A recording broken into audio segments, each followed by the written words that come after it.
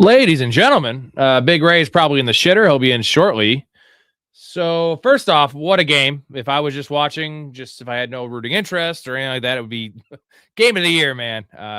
It was the soak of the year. Great game. My once tight little butthole, by the way, it was tight. This is I don't have to even like push out shit anymore. It just falls out. And we're not talking about diarrhea shit. We're talking about logs. They just fall out. Puka Nacua, who is hogged out, penetrated me in ways that I've never been penetrated before. So, I did not want to do this stream, but you know what? No days off. I'm going to be here. I'm going to put a fucking smile on my goddamn face and give you guys what you want to hear, which is my bitching for about a minute. How about a minute of bitching? So, yeah, 10 leagues I'm against Puka. 0 shares of Puka because they told us in the preseason that Matt Stafford is going to be laboring all year. He's got this back injury, blah, blah, blah, blah, blah. Bullshit, first of all. That was rough, and maybe I should learn not to listen to coaches, but that was a soft fade for me. I wasn't like the counselor telling you guys not to draft him.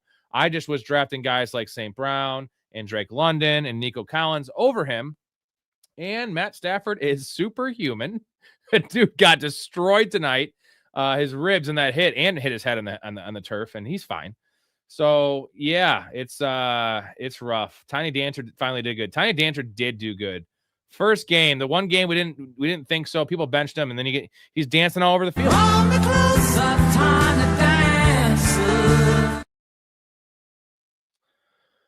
Oh, Puka, the number 1 pick in next year's fantasy draft. I mean, he probably should have been this year, honestly. Like I said, I would have taken him everywhere. I love the guy, always have. Just the Stafford injury and the concerns in the preseason. But, dude, he is just like JSN's good. You saw JSN tonight, get shut down a little bit. The combination of him and Stafford, the strength he plays with, it's just unreal. Hey, Ray, what's up? I don't see him yet. I would say number 1 in PPR. Yeah, him and JSN. Gibbs would be number 1 if there's no David Montgomery. I'll say that. So we got to see what happens with David Montgomery. So, hey, what's up, Ray? Sorry. Kobe Parkinson had a bunch of drops, so actually he would have had a bigger game. The drops are rough. I was just a lot of people today, boys. I was just venting about a lot of people. It wasn't even Stafford's fault. It was definitely his fault. No. I mean, he dropped so many. At least we're talking about fantasy football playoff, random good streaming option. Yeah. Yeah, I got to get my energy up. Puka essentially tonight cost me $10,000. I did the math. Raise. Yeah, so I'm going to be about 10,000 expected dollars less in my pocket because Puka. So, the best part about it is my $500. I was against him in 10 leagues, so I mean, that's write it off, baby. And the thing is, my teams are not good because the injuries have wrecked my team. So, like, I'm the underdog in all these leagues. And then you get Puka, and I'm starting fucking Myers and Seattle's defense and just but no, my $500 league, Ray, I lost 1 game all year, 200 more points high scored than the next highest team, and I'm not even gonna get third place because in Fantrax there's not a third place matchup. It goes by the highest points scored of the losing team. And then I looked at the match, dude. I'm gonna get $0 on a team that went fucking 13-1 with so many points scored. And then guess what? Hey, Puka. Hey, you want me to feel bad for you for that? I told you last year I had a team in a 12-man league auction draft. I had Lamar Jackson, number 1 quarterback. I had Saquon, number 1 running back. I had Jamar Chase, number 1 receiver. And I had Brock Bowers, number 1 tight end. I had 250 more points during the regular season than the next person. I was 13-1. And my one buddy, Danny Newen, fuck you, Danny. I know you're probably not watching this, but if you are, fuck you. He played me during the regular season. He beat me by it was literally less than 10 points. And then I played him week 1 of the playoffs because we don't have a bye. And I ended up getting third place. I won the rest of the time, but he was the only one who beat me twice in one season. At least you got your money back, nobody else. It doesn't matter. All I'm saying is I'm not saying my league's more important than yours. Yours is more I'll like never have a shit better talking fantasy team purposes, than but Rob. You won't have a no. better My fantasy team actually isn't that great. No. But it's $4,000 to first place. That's I all want I'm saying. anybody to tell me that when they ended the regular season, they had the number one quarterback, running back, tight end, and receiver, and lost. That's I see not what you're happening. saying. I feel like it's all the same because we're just looking at how many points more you scored, regardless of the names.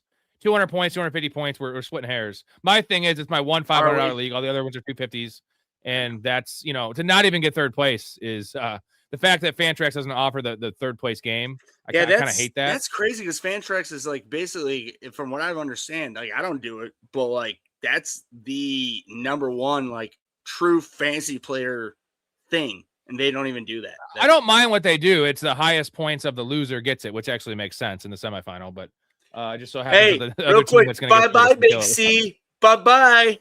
I doubt he's watching. Carroll. Bye. Oh no, he told me he was going to watch. He's not going to watch now. But no, he's just. Anyways, I'm still trying to wrap my head around how Seattle won this game. I mean, Rashid Shaheed's return. I mean, that was it. I'm glad you're probably still glad you didn't start him because he got like 11 points. But how do they win this game? I don't get it because their defense is their pass rush is awful. No, it was literally because of the first half. I'm in 4 leagues, 3 in the playoffs, and I have. In your league, I only had JSN for this game. Well, I had Blake Corum, which I fucked up again, not playing. But problem is, Rob, where I put, like, I was in such a corner because it was in between Pearsall, who's probably not playing, Corum, and Anai Mitchell. So I'll end up playing Anai Mitchell. Anai Mitchell's awesome. Again, I'm saying, but I'm very confident in Anai Mitchell. By the way, but with XFL, I had Stafford, JSN, Kyron Williams, and then my high school league I had Kyron Williams and Seattle defense, and I had Seattle defense and balls deep, and it's rough. I mean, dude, they did nothing. XFL. Hey, I will say on a plus note, I did win my bet tonight. Yeah. I won $100 on my bet. XFL is going according to plan. I'm the best team by far, and that's left. So. Gentlemen, we're sitting at 78 and 42. So I'm pretty pissed about fantasy right now. Doubles almost. Still gonna win 8 leagugues, but you know what? Dude, you're literally like you're that close to. I'm almost at 66%. Almost at 66%. No, I'm saying you're almost doubling. Like if you 84. So you're 6 wins behind, completely doubling your wins and losses. What's up? Yeah. So all of those of you that are not in the Discord, what are you doing? Because you get access to these plays for free, essentially. Well, for $5 a month. That's a pretty big fee. And you'd be dominating 4 straight. Oh, this year especially 78 and 42. So those of you that are in there, tip your bartender, tip a guy it's in need right now because we're all eating right now. And I can't control the fantasy outcomes. What I can control is placing badass bets that keep on fucking cashing. That Sam Darnold bet. 3.5 yards. He only had 7, but like that was the easiest money ever. And he actually should have had even more. Yeah, but, 3. It was 3.5 yards rushing for him. Yeah, dude. Like, Stafford hit his total too. But I don't care. Like honestly, like I honestly just find that insane that Vegas is able to truly put a number like that on any quarterback rushing in a game. And it brings me back to a very fake, but it was very funny. You remember back in the like when we were, I think I was in late high school. You might have just retired from high school. But anyways, the guy, it was a guy who had the lowest Madden rating, and he like sent a letter to Madden, and just saying he's just like, I have a 0 awareness. Okay, so he's like, so you're telling me I have a 0 awareness. That means I just stand up and everybody runs right past me because I'm blind. Okay. Yeah. You didn't see it. I'll send it to you. Here we go. So the Discord, we're talking about the Discord. It's the place to be. Place to be. What do you call it, Kramer? It was. Come on, Rudy. Come on. We call it the place. The place to be. Yes. Shout out to Mean Mug and Mark, #1 super fan. He's gonna be on the show tomorrow night, right with us. Friday night. That'll be a good time. We'll is that why you're see asking where me we're at my here. schedule tomorrow? So you can just. Oh, well, that's for tomorrow. I thought maybe we can hang out and give you a hat finally. Puka is this week's Kyle clearly Pitts. I need it. You know, technically the Puka thing isn't as bad as Kyle Pitts because he's already projected way more, and you expect this out of Puka. My whole whining bullshit, I don't want to hear me whine, is just the fact that 10 league, that's a lot. 10 out of 29. I know it's a semifinal, but that's like a big ratio to be against a guy. And then the point is he should never had that big of a game. Like it should never gone to overtime. It should have never gone to overtime. You know, I mean, it's good on the line. That game should not have gone to overtime, bro. He was stuck on 4 for 74 in the fourth quarter, and then he fucking goes nuclear. Puka's fucking awesome, dude. What a player. What a player.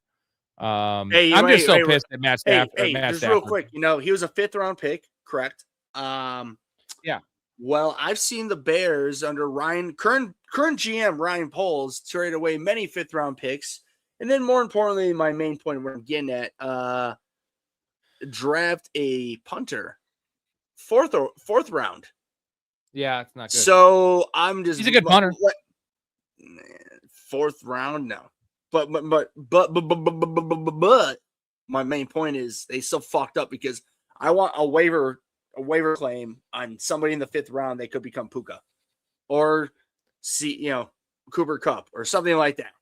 Instead of real quick shout out to the fantasy football counselor who, like I said, on our channel, we weren't really fading Puka. We didn't tell anyone not to draft Puka. We just weren't drafting him at cost because of the Matt Stafford news, which was a viable reason. We love Puka, but it was a viable reason. Well, the counselor told you without that Stafford news, there would be no question. So no, yeah, he would have been top 5 for me. But in the counselor's reasoning was Puka's a bitch and a beta because he likes LeBron James, and he's a what do you call him? He said he's not an alpha because he gave his number up to Devontae Adams. That was his reasoning. That's really next level fantasy analysis from the fantasy football counselor, the best fantasy show out there. He says, and yeah, so JSN didn't draft him. Don't draft any of these. Hey, guys. Rob, fuck you. Okay, he had his week 17 one podcast for 17 minutes. I looked. Okay. I'm sorry, it was like 23 seconds. Okay, you know, and I bet 9 minutes of it was why the NFL every 3 hour, 2 to 3 hour podcast daily. You fucking a night, loser.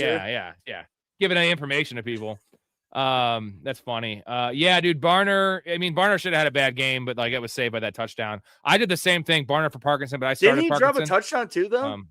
Was he the one who didn't? Oh God, wasn't there some bigger guy that dropped a? Or was it I don't know, but Parkinson dropped 3 passes. 3 passes. Count them 3, Parkinson. Who would you flex between Judkins and Waddle? If it's full PPR, I'd probably go Waddle, even though the quarterback situation there is garbage. God, Quinn Ewers is really bad. Any other week, literally like until the last 2, it'd be Judkins without a question. Like honestly. Well, Waddle was playing good too. I'll say this: half PPR, I am not touching Waddle. If it's anything but full PPR, until the last two weeks, dude, Judkins has been terrible. Well, Waddle has been equally bad. They've both been bad. Waddle's done nothing. I'm going Judkins and half PPR. Do we know Waddle and full PPR. Do you know his scoring by chance? No, I would say Let's say half. Let's call it half and just because our boy is out. So our boy Dylan Sampson, he's out. I want to talk to Sampson. Fly me to the moon like that bitch out of Cram. See, we have a lot of people on different ends of the spectrum here. Puka punched my ticket to the finals already. Puka, if you're just joining us now, I used to have a tight butt. Now when I poop, I don't actually have to like push. It just falls out. Logs fall out because Puka just 10 different times pounded me. It was 10 rounds, 10 different shots in my butt. So, but J-Bob, I am very happy for you. Rob, you misread the room. You got the pad. You got the paddle up the ass, but it wasn't the handle. I got something up the ass, but it wasn't the handle. I'm not happy. It was the flat end. And you know what? Pancakes for months. Beer Fest Puka reference. Puka just makes me want to. He makes me want to fight right now. You stupid fuck! Go buy some sandals. Go buy some sandals. You want to fight? I'll fucking fight. I haven't fought in 10 years. I'm fighting you. What you got? Let's see. Throw down, bitch. Throw down, bitch. The best part about that, Rob, is that meme for what we're talking about right now. You would be Alan, who is the main character, or not the main, but the guy with the longer hair. Justin Long will be any other person that you're going against in any other league who's literally like a fourth of your knowledge. You know what I mean? Just somebody like, oh, fuck you, man. And they end up winning. But you know what? That's called fantasy football, man. 33% luck. Not saying Puka's luck, but no, it's fantasy football, man. If anybody, if you don't want to believe it, drafting is 1/3. What you do to regular season trades and free agent pickup and luck. That's the 3/3 of the breakdown. All I'm saying is that game had no business going to overtime. Like how that game went to overtime is like they said 3% chance for Seattle to win. At least they won the game. At least Seattle won the game. Do you want to just continue on what Counter says normally? And we can just. No, I'm not saying it was rigged. I'm saying that Sean McVay fucked up and it was just a wild game. I mean, hey, you know, props to the Seahawks, props to that team because these two games they played against the Rams, right? First week, Darnold throws 4 picks and they lose by 3 or 2 or whatever. They would have won the game if they had a 61-yard field goal. In this game, Sam Darnold plays terrible. The defense plays terrible. And they get nothing on the defensive end, no luck in calls, and they end up winning. So I come out of this game as a Seahawks fan feeling happy, but also a little worried. Luck? What was luck? That pick that return touchdown? That's special teams. I don't give a shit. In fantasy, it's all in the one. I'm saying real life, though. Their defense played a fucking. Wait, man, you playing real, man? You playing real? Yo, man, you playing real, man? Rob, man. And we forgot to mention this one. Thank you, Mark. That 2-point conversion, the backwards lateral. Charbonnet didn't even know what he was doing. He just picks up the ball casually. That is such a wild-ass play. Like, I've never seen anything like that. Ever. Hey, real quick. Have you ever seen that? No, I have not. I just want to say real, and I know that, you know, I'm not quick, but I will be very quick. I was extremely pissed off with both ways of the teams use their running backs for fantasy-wise. Absolutely infuriating. First off, Kyrie Williams, it seemed like every other drive was the other running back. Now it still ended up being Kyrie Williams, still probably about 2/3 to 1/3 to, you know, Blake Corum, but still, I mean, there were so many times around the goal line, and I have Kyrie Williams 2 out of my 3 fantasy fucking playoff teams. Didn't do it. No. Sorry, Ray. They love Blake Corum, buddy. They love him. And Ron loves this because he must have a high-scoring league, but he had Stafford and Puka in a juiced-up league. Bye-bye, opponent. Bye-bye. Hey, bye-bye. Well, can we can tell, hey, Big C, Carroll, bye-bye. Ray had Stafford at JSN and Kyron Williams. Bye-bye. You're projected 102, and I'm projected 133. Bye-bye, Big C. Michael, it's not over, man. I'm just being a little over. I'm kind of just being whiny because Rob, 10 leagues is a lot. It's not over. I might still pull out a couple of those. Here's the advantage: if you have a great team and you were favored going into this matchup, Puka did not do what Kyle Pitts did last week. He was, you know, like that. We were expecting Puka to get 25 this game anyway. It just so happened that he got fucking 45. Can I just make him feel a little better? I hope at least. Yeah. Michael Goldfield, here's the thing, brother. I mean, I've said this many times. When I say this, you may have heard it, and if you haven't, you'll hear it again. But if you haven't, when JT, Jonathan Taylor went on for my league, he had 59 points. My league, my high school league is a more higher end scoring 10-team league, half PPR, but we have a lot of bonuses. So either way, that was a Thursday game. I was down 59 points right away. Well, I was like, well, Ray, you're fucking done. Just wrap it up. Well, I ended up beating him by 30.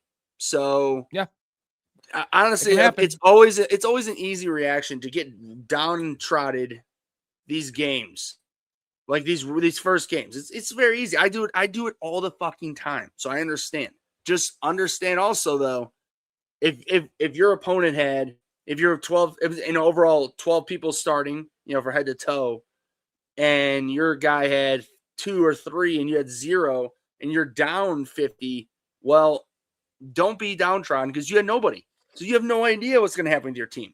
Now, if you had equal amount of guys going and you're down 30 to 40 points, then start shitting your britches. But from what it sounds like, you just went against Puka and you had nobody else. Don't be downtrodden, man. Yeah, I had a lot of Myers and Seattle's defense against Don't Puka. listen to Rob, because Rob won't get 10 out of his 30+ leagues. Don't listen to him because he's downtrodden. No, I just need this fucking money, and I'll figure it out. I'll figure it out. I almost started Vikings over Seattle. I had a lot of options like that too, but Seattle's got us to this point.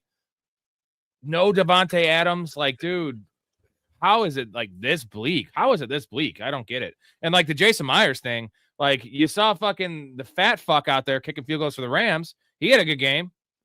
Like, decent game. You know what I mean? Honestly, Rob, I just think that it was just, dude, that atmosphere was out of control. That was tough. Especially when you have a guy who, in Devontae Adams, honestly, if you really want my opinion, which is crazy to think, I really think that him being Stafford and Devontae Adams have, and it might be just a very minuscule amount of numbers we're talking about here, but I think that him overall have a better rapport. Yes, thank you. There's a connection than Puka. And I'm not saying by much. I mean, Puka and him could have a 90, and then Devontae Adams might be 90-1. But the fact that how awesome in the red zone, they said that that Devontae Adams, they said they put it on as a thing on the podcast, but during the game today, that Devontae Adams was third in the league in red zone targets at 66% of red zone passing just red zone targets in general. And I had him, he hasn't missed a game all year. So that's a big loss. So that also helped Puka, obviously. Yeah, I just don't understand how the Seattle's defense couldn't understand that, like, that's your one job. Right. Mm-hmm. Stop him. I know he's like runs a lot of combination routes and option routes, and I understand it's tough to stop him, but like, bro, like, apparently he's better than Justin Jefferson and some of these guys, because Justin Jefferson can't even get 4 fantasy points, which is just fucking hilarious. The world we're living in. Rob is rock hard right now. Pump the brakes a little on that, just because if JJ was in LA. Well, Puka's a very quarterback friendly wide receiver. You know what I mean? Like, and also Sean McVay. That's doubling down my point. Is that? But here's the problem, dude. KOC is a very good coach. Why can't he do this shit with Puka? Or sorry, with JJ? Like they're doing with Puka. Like, quarterback is not an MVP candidate. It's easy, very answer for you. Well, no, he's not even NFL caliber. 49ers control their path to the 1 seed now. That is correct. That was good for the 49ers. So the Niners play the Seahawks week 18. So they have a chance to fucking get the first round bye, man. What a wild. More importantly, who do they play week 17? Bears. Hey, technically the Bears still have a chance at the bye now. Well, yeah. Literally just not even me being a Bears bias fan or bias. Goddamn it, right? Bias Bears fan. If they win out, they very well can get the first seed. They're not winning out though. CK, boys, I'm toast down 81-0. That's Puka, JSN, Kyron. That last Puka, the overtime just totally destroyed your butthole for sure. Thoughts on Jaguars extending Jacoby Myers? Totally give up hope, but yeah, you're definitely way. Why did the Jaguars extend Jacoby Myers? Like, that's a big weird thing to do. Because they 3 years, $50 million, or 3 years. But they traded up to draft Travis Hunter. Like, what are they doing? What is this? Well, Rob, can we just use our GM hats for half a second? Huh? That means that they, if I'm thinking right, that means that they believe that Travis Hunter would be a better corner, and they'll use him more on defense, and then use him in special teams. When I say special teams, like special, plays and situations. I'm just saying they're admitting that was a bad pick. They're admitting that they fucked up on the pick, because I promise you, dude, Travis Hunter is not a good corner. Like, he might be a functional NFL corner. He might. I know he's a way better receiver. Corner, he's an elite receiver, but he'll never be an elite NFL corner because he can't tackle. So then I'm just saying. So then here's this the real quick thing. Brian Thomas Jr. is on a rookie contract still, correct? Yeah. Maybe he's the odd man out. Well, he has 2 more years to play there, though. It makes no sense. What do you mean? What are they doing? Rob, it makes sense, dude, because that means they have 2 rookie receivers on contracts. They have no money in receiver. So Do you think Jacoby Myers is good for $10 million a year? Yeah. No, it's $20 million a year. It's $20 million a year. Oh, it was 3 for $60. That's right. But either way, I don't know, man. He's I don't. receiver. But Rob, here's the thing. Okay, just real quick. I understand your argument because it does make sense. But in the vacuum, everybody, if you're in the vacuum, Rob, Jacoby Myers, Travis Hunter, and Brian Thomas Jr., and they are all together averaging so we'll just say $40 million a year for those 3 receivers. That's a hell of a deal. It just makes no sense. Like all the moves together makes 0 sense. Like it just don't trade up to draft a guy that you're not sure about, and like now you're giving up on essentially is what they're doing. They're saying Travis Hunter is not even understand what I just said, that they're gonna use him more at corner, just not exclusively. They're gonna No, I heard you. He's just not a corner. I promise you, he's not a corner. Like he's not. Trust me. Anybody who ever argued me about anything with that guy, I always stuck out that he was always a receiver in the NFL compared to being a corner. It's just Jaguars. I mean, I guess they have money. Like, I guess you have money. I mean, Rob, you're talking shit, but I'm saying now they have 3 great good receivers. Strange is above average tight end, and ETN's been awesome. So it's like they, technically speaking, have great skill position players at this point going into next year.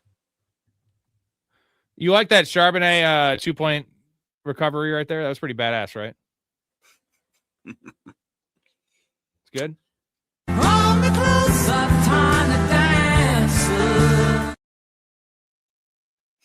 Stop reading the comments. Stop reading the comments. Unfortunately, I'm not reading. Literally, like I ain't reading shit. I'm reading you. Michael, the play probably would have just been Nico and Puka. That would have been the play. He took Genty. You know what? A lot of people took Genty in the first round. It's disgusting. It's hilarious that people were taking Genty over Puka in majority of leagues, like even PPR leagues. I saw it in all my leagues. And that's just funny to me right now. How funny is that? Imagine like Genty owners just watching this, you know? Yeah, you mean me? You fuck. Oh, I might have done it once. Maybe not, but I definitely passed on Puka too many times because I don't have him anywhere. I was thinking London and Nico. Those guys. London's not playing. Is he playing? London's probably back this week, man. But is it? I was just curious because I happened to look at Fantasy Pros, and which is like a accumulation of all different whatever, and he's at like 40 overall. Nico's a first round pick, Hetzer. Nico should always be a back end first, early second, that top 15 range, because he's got that nice little he's got nice. It's kind of like the weird little Frank and Charlie thing from It's Always Sunny. He's got a nice rapport with CJ Stroud, and he's a hell of a player. So Nico Collins. It's like the whole nice thing where when me and Rob get a hotel together, we make sure we get one bed, and I'm the big spoon. Ooh, we never done that yet, but I'm down to do that. Saucy, estimate Gatson, Ibuka, or Terry at flex this week. Full PPR, it's Terry. Oh boy! If you need crazy upside, I'm going estimate, bro. I'm gonna be starting estimate in a lot of leagues, I think, now, because I'm behind the ball here, and I need to have. But yet you were so high on the other one, so it's like who? The other running back for New Orleans that dumped the bed. Devin Neal. He did fine. He was doing good, dude. Yeah, Devin Neal had 2 good games. Devin Neal's hurt. Yeah, you didn't know that? I know. Why are you on the show? Of course I know that, because I know that's why Estimate is even on this question. Yeah. Otherwise, I would ask you who the fuck is Estimate. I know Evan Hall's terrible, bro. Terrible. So I don't know. I guess Ibuka's at 43.5 receiving yards right now. So that's rough. And that's completely fine. When I say it's not fine. That is rough as fuck. But you're saying Estimate, potentially. But when Neal was around, and again, I'm just saying, playing devil's advocate, everybody. I'm not saying what I'm saying here is what I truly 100% think to the boat come over. But you were saying that with Hill would be a pest. So do you still feel the same with this? So Possibly, but he hasn't been for one, and for two, he plays the Jets this week. That's the whole thing with Estime. He plays the Jets. Again, I'm just playing double advocate because Yeah. technically speaking, Gadsden's out of it. Like, don't even like he's 4 for me out of these 4. I think honestly, my worry with Taysom Hill was because Devin Neal is only 215 pounds, 210 pounds. That's saying that's small. Audric Estime is 240. So like he's not a dude you're going to pull off the field for Taysom Hill, if that makes sense. Like Devin Neal is more of a, I'm not saying he's a scat back, but Estime is a monster. So like I feel like he'd be less likely to get vultured at the goal line than a guy like Devin Neal would have been.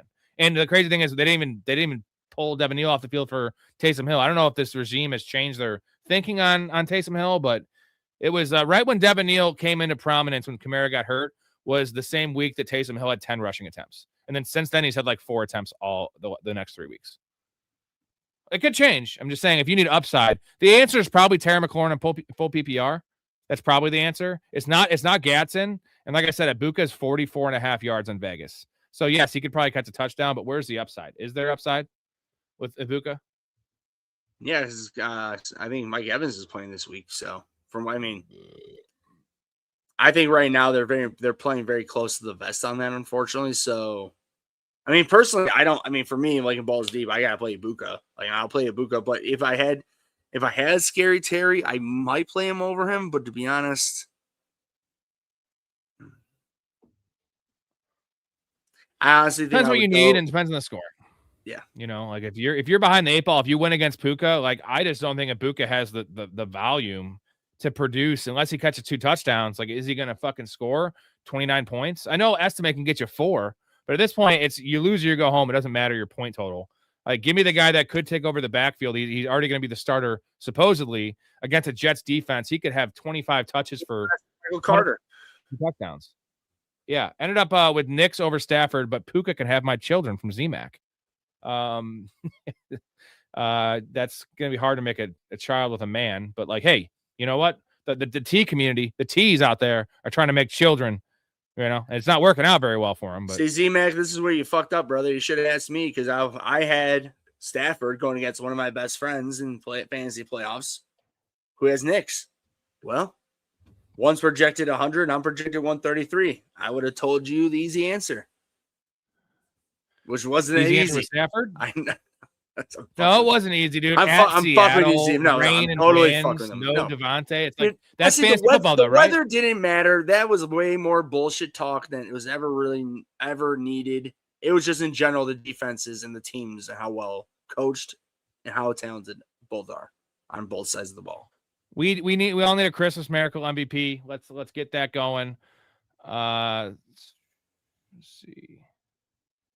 Getting smoked in fantasy and got my dick sanded gambling. Bandit, Jay, didn't you hit the fucking Matt Stafford or sorry, the Sam Darnold rushing line? Yeah, what are you doing, Jay? You got the fucking you're in the Discord. Like you're following these bets, so we're crushing ass. I just have to show this. This is fucking retarded. These guys are wrapping fucking presents. Fucking NFL I'm Network. I am so bad at wrapping presents, dude. I'm so. You should see my presents. I can't show you. Do you want me to come over and wrap them for you? No, I already wrapped them. Well, no, I was saying I'll do it for as long as you have a tape Santa beard, so I can just rip rip a hair or two off of your little short beard each time. It's actually not that trimmed right now, but I know. Sorry, Bandit. I need all my players. Okay, hopefully, I'll pray for you. Yeah. Michael, the 2-point conversions, everything about the Myers thing. For me, it was just Myers and Seattle. I was riding all year. That got me in so many playoffs, honestly. And then just shit the bed at home. Like, but again, it's Rob, hard to predict we talked about this leading up to this game. Like, people were asking about Seattle's defense. I mean, technically speaking, we were probably wrong, even though they had a return touchdown. But still, only. I mean, I think both leagues I had them. It was like either 2 to 5 or 6 points. Oh, we were wrong. We were wrong. It's not kind of wrong. But again, like, should have been better. I can't believe I'm just still a firm believer of like, I don't like, I'll put it this way. If it was the opposite game, meaning like home field advantage, my tune might have changed on that, to be honest. But yeah, I've been less likely to start Seattle. Home, but I'm saying the fact that Seattle was at home, I was like, come on, like they should still get at least like 8 to 9 points. Not good conditions either. Like I don't care if it wasn't as bad as we thought. It was still fucking wet and windy. Yeah. It's not like playing in fucking LA, you know. Went up against Puka and Stafford. I'm so cooked. Well, that's the difference. That Puka and Stafford's a combo where you probably are cooked. But like I said, if he gets a couple players that get injured, right, or you get a couple guys that go off, you'll be fine. Yeah, I don't get what's going on with Jacoby Myers deal. That's crazy. We got a hey mate, I really love your stream and enjoy being part of the fan community. Would you mind adding me on Discord? My username is William6787. I'll give you a shout out, man. You should hop over to the YouTube chat, man. That's where all the fun's at, as the kids say. Kyron did not do good, and this was a bad, Kyron, the fact he didn't get that touchdown after the pick, that should have been Kyron's touchdown. A couple of them, but three times. Yeah. He was efficient, but I'm gonna lose my high school fucking fantasy matchup with that motherfucking piece of shit. Quick question: Waller or Warren? Full PPR, I'd probably go Warren. Anything less than that, I'm going Waller. I'm done with Waller. I'm just saying, like crazy for not wanting. Just the numbers have just not been there. The team is on a complete spiral downfall.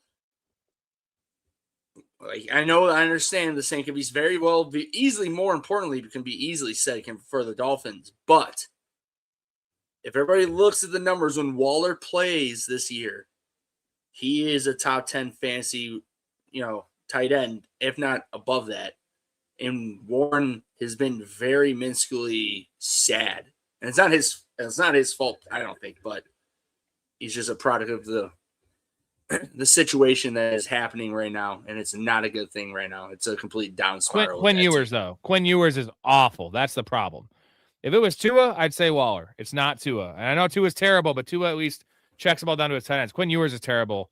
So I guess I already said that about Brady Cook, and now you're all Quentin Mitchell, fucking dick rider. So I'm just saying, 80 Mitchell, 80 Mitchell. Right. It's not about it's because he gets 10 targets. Well, Darren Waller plays 40%. You don't think a guy who's a shitty quarterback wouldn't target his tight end number one? What I'm saying is Darren Waller, I'd say 70% of his production is off touchdowns this year. Right. Yeah. No, touchdowns. And if they're not going to get in the red zone because Quinn Ewers sucks, you're not going to get volume from Darren Waller. You're not. You're just not. They don't use them like that. So, Etcher, am I crazy for not wanting to draft players on shit teams? You couldn't pay me to draft a Raider or a Brown running back, wide receiver ever.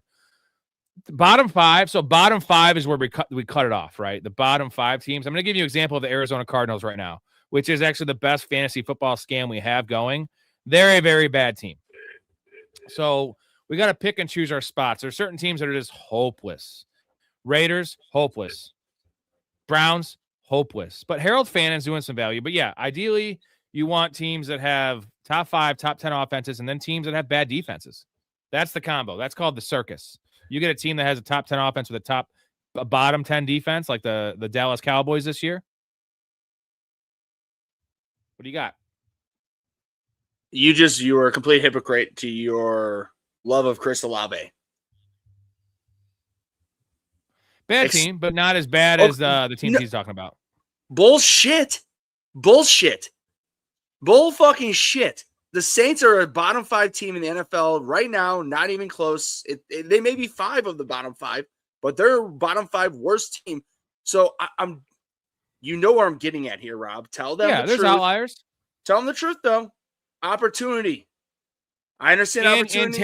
And talent, right? And talent. So I guess it's more so, you have a good point. For running backs, definitely you cannot fuck with the bottom 5 teams, bottom 10 No, because Genty's right now proving it. Genty, I still think overall in the NFL, if he was on the Chiefs, just saying, like if he's on the Chiefs without, what happened the rest of the year, just going into the year the Chiefs had Genty, he would have been a top 10 running back, if not easy top 15, I think personally, just with that type of team. But you put him on the Raiders, you have an awful offensive line. and just an awful team in general. Bad game scripts, bad Correct. No, coaching, that's the main point. everything. Game script for running backs means the most, no matter what. Because that's exactly what's happening to Genty right now. He always has a bad game script. So technically speaking, he's a bad fantasy running back right now. He is. Now he gets catches, thank God, to help save PPR games at least. But yeah, I mean, I'm living it. I understand. I'm telling you guys how I know and feel. 4 catches for 7 yards last week too, which is just insanely. How did that even happen, dude? What the hell are we talking about? 1.7 yards per catch. Michael, I wanted one running back coming out of the first 2 rounds since I was last pick in the draft. I would have. Yeah, in a 14-team league, Michael, you're more likely to have to do that. But I will say this. This is one thing that me and Storey definitely harp on. Don't ever take a player just because you feel like you need the position. Like, especially the first 2 picks. Like, you can always pivot later. I'm glad you didn't ask me my opinion. Yeah, because I fucking feel the same way. Yeah. I'm talking about what we talked about earlier because you didn't come on until the season already started. So, like, something me and Storey harped on, one of our top 5 drafts. Wonder why that is. I don't know. But anyways, you're greasy. Estimate or Michael Carter a better play overall. Who's got a higher ceiling? Higher ceiling is going to be Estimate, but I'd say Michael Carter's a better play. I'd rather play Michael Carter right now because unfortunately this is it. Win or go home. I'm going with the better floor, and that's Michael Carter.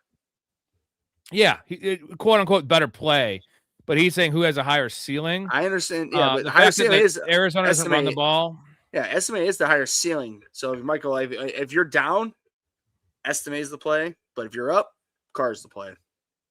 But it sounds like higher. You got the answer or your question. So, Estimate will be your answer. I mean, so he has Genty, Estimate, and Carter. Like, I am personally not going those guys over Genty. But if you're in a pinch, like if you were against Puka, I could understand why you could just visualize the fact that Genty's not scoring over 20 PPR points. So if you want to shoot aren't either, really. I understand that. Like, Genty Michael Carter's, and Estimate could. It's the Jets, dude. It's the Jets. They've allowed 14 touchdowns to running backs the last, like, I want to say it's the last 5 weeks. It's some crazy number, dude. I need to draft a quarterback next year that isn't Brock Purdy. What quarterbacks do y'all recommend and what round is the draft? Well, we don't have no idea, Hetzer, at this point. Guys I'm looking at, though, is Jackson Dart. Jackson Dart's a guy I'm going to target everywhere because he's going to be like a quarterback 12 next year, I think. And so Caleb Williams isn't a guy you'll target because I know he'll be overdrafted. Caleb Williams as well. No, bullshit. Caleb Williams will always be overdrafted for your taste. I almost guarantee it. I honestly, Caleb Williams this year.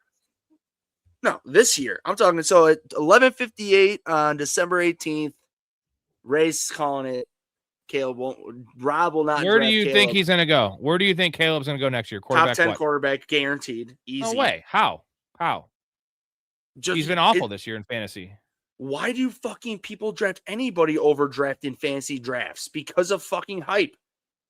All right, if you're telling me the Bears make the Bears make the NFC Championship game, you're going to tell me right now. I see where you're going. It's going to be more real life if they do that. But I'm just going off. I'm not talking real life. What happened this year? Like Jackson. I'm not talking real life at all. I'm literally not talking that at all. I'm just straight talking hype. I'm going to go through the names here and let's figure out where Caleb Williams will go real quick. Jalen Hurts will go ahead of him. Jaden Daniels will go ahead of him. Josh Allen will go ahead Daniels? Of him. Really?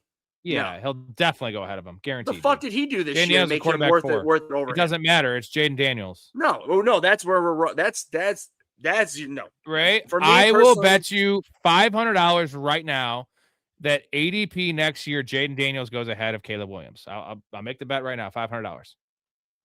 Fine. You're in? Yes. Woo! Fuck yeah. Thanks, dude. That doesn't soften. You signed $500. You owe me $500, man. You give me $500. Thank you. All right. Let's go through the names here. So I think the main guy you're really fucking yourself on is Ben Johnson. Thank you. Okay. Move it along. Hey, board bet. You guys all heard this. Me and Ray have a $500 bet. Who's gonna be drafted higher ADP next year? We'll go on what platform? All platforms? Just might as well be all platforms. Just be fair. Cool. So we'll take Jaden Daniels out. We have Jalen Hurts. We have Josh Allen. Dak Prescott will go ahead of him. Patrick Mahomes will probably still go ahead of him if he's playing.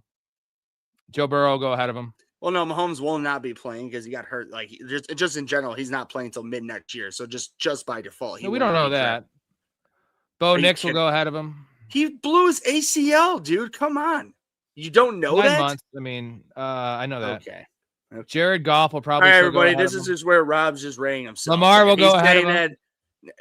Rashid Matt Rice Stafford hurt will go himself ahead at of the him. same fucking time. He's a receiver. It's fine. Hey, I don't care about what we're talking about. I know you just you made a don't give a shit. $500 bet that Jaden Daniels will go behind Caleb Williams next year. So, thank you. Yeah, because Jaden Daniels is a scrambling quarterback. They always go high. Remember Anthony Richardson going top 5? Remember that? Oh, remember Cam Williams can't rush, you fucking turd. Fuck off. Dude. Yeah. I like Caleb Williams. Real quick, did you see that play the other day? I'll find the video very easily and send it to you. Not right now because we're on, but in general. That's her. This Josh Allen in the first round. No, don't do that. When I do this, I know. Oh, yeah, Josh Allen, do not do that ever, please. For the love of God, don't hurt yourself. Chat, can you guys let us know who's going higher next year? Who do you project to go higher next year? I don't give a shit. Listen to you and me. Williams? I just want to hear what they say. I want to hear what they say, though. They're going to. They'll already have the bet in. It doesn't matter. It's locked in. They think you know more than me, so they'll side with you. This is a biased conversation. I know history just like of when fantasy, you and I can just threw on you me being drunk as hell with the flat Earth shit, and just me being off the top of my head with no notes, no information. Yeah. This you is the believe same the flat Earth trash. thing. You don't need notes. You don't need notes. Just like, oh, okay. Yeah. I promise you the allure of Jaden Daniels is way too high. Caleb Williams will still go number 9 or 10 or 11 in quarterback drafts, in quarterback ranks next year. Jaden Daniels will be a top 7 quarterback, guaranteed. Overtake any allure that anything with the fucking. I'm just, especially if the Bears make the NFC Championship game this year, which I mean I'm not expecting, but if. Big if. Hey, man. Very, very, very big if. I'm admitting. I'm saying very big if. But if that were to happen, the same bullshit that Jane Daniels hype went on this year, it will replicate next year for Caleb. And, well. The difference, Ray, is that Jaden Daniels had an elite fantasy season. Caleb Williams is having a better real-life season than fantasy season. Can you tell me who's throwing the least amount of interceptions in their first 1,000? That doesn't matter for fantasy, bro. Oh, it doesn't matter. Okay. Dude, no, Ray, it doesn't matter for fantasy. It does matter because it's negative points when you throw fucking picks. That matters. It's not that big of a deal. Bullshit. It's not. It's not that big of a deal. So we're talking about Caleb Williams versus Jaden Daniels. Who's going to be drafted higher next year? We have a $500 bet now. I'm telling Ray that Caleb's going to go behind Jaden Daniels. Jaden Daniels will still be a top 6 quarterback next year in fantasy drafts. And Caleb's going to be number 10. That's fine. He's going to be you know what? Because you just think that people love to just replicate their people are not as dumb as you think. Like people will like, oh, I took him fucking top 3 quarterback this year. He fucked me. Why would I take him top 6 next year? Even top I don't know, man.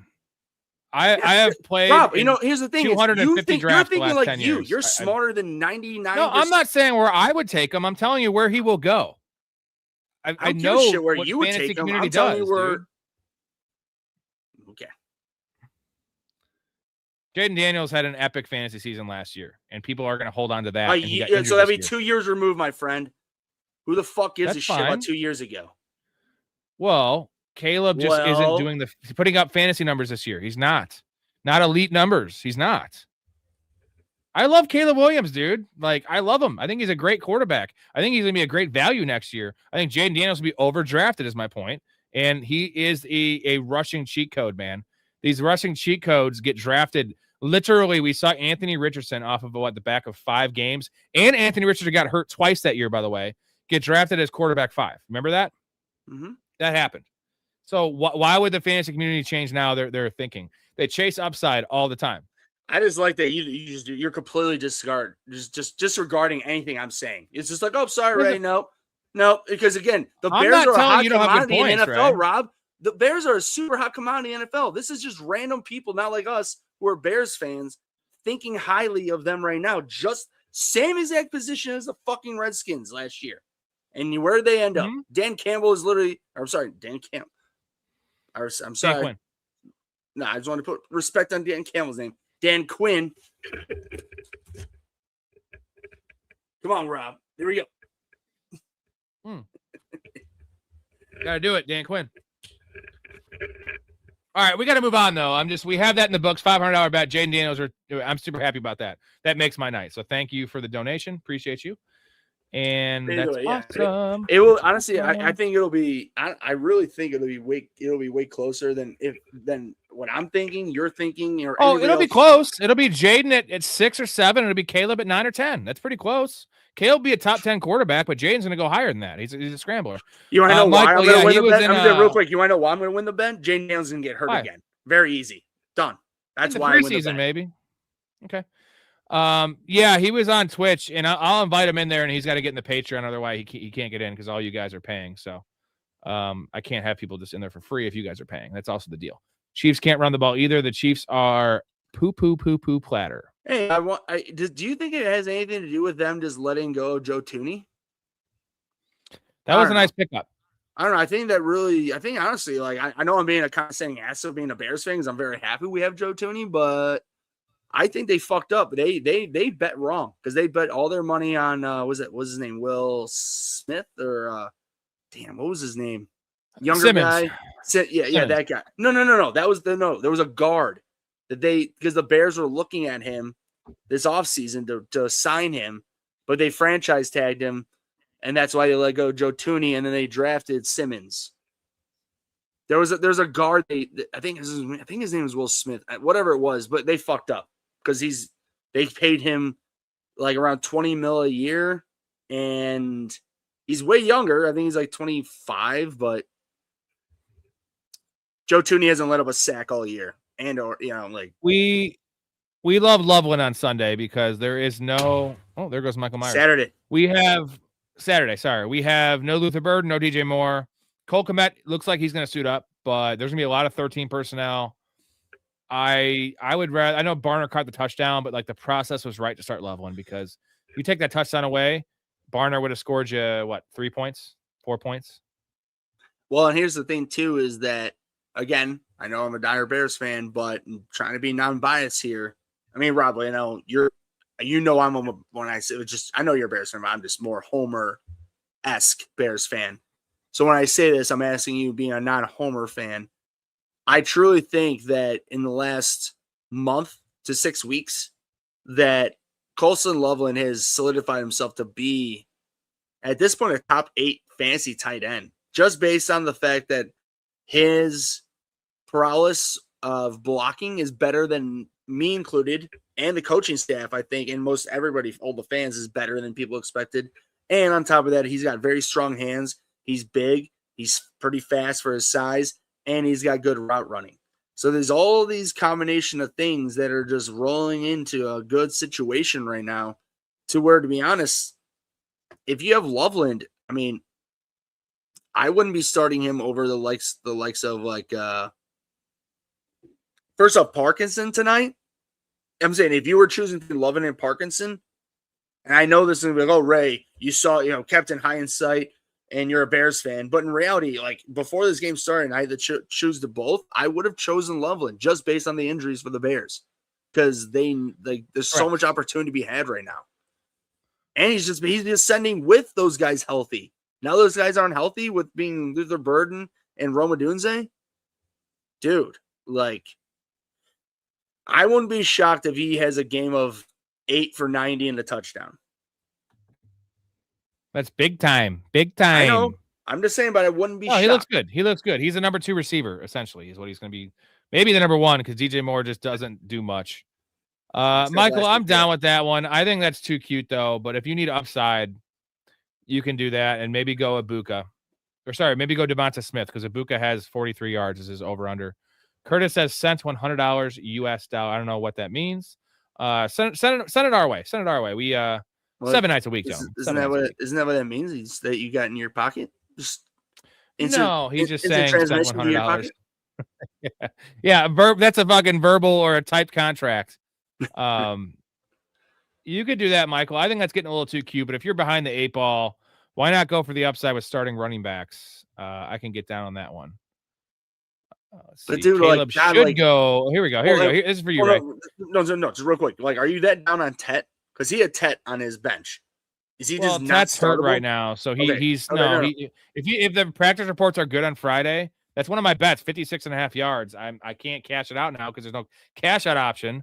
So I got to wait to see what the reports are. If he's a full go in practice tomorrow, I would start Tet over those running backs. Again, I'm just asking because I saw that name and I know that, like, honestly, I've been very high. I know I have 0 Tet stock, but I was a little bit down on him early just because of the team, but he clearly shown out that, like, next year he'll be a 2nd round pick, if not a mid to low end 2nd round pick, high end 3rd round pick. I'm guessing. I mean, I could be wrong. Maybe a 3rd or 4th round pick, but that's what I was asking because I saw that option. I know he's been struggling. So that's why I was just curious. You got a buddy here. Caleb should go before Daniels. I think people will see the division Washington's in and slide towards him going higher. Caleb gets Packers, Detroit, and Minnesota twice each. Well, that's also the big two problem. of those teams have good defenses. They both have good defenses. All 3 Packers, of them are big Minnesota. problems. Our division is the best in the league right now. So no, so does Washington, but the the Cowboys defense is garbage. The Giants defense is garbage, and Philly has a good defense, but Philly's defense is probably equal to the Packers on paper. I guess we got to see what happens with in the vacuum. We're talking no injuries and everything's all good to go on their end. Yeah. Fucking Ray loves the vacuum. Yeah, well, Mom also said for you to stop sticking your dick in the vacuum cleaner.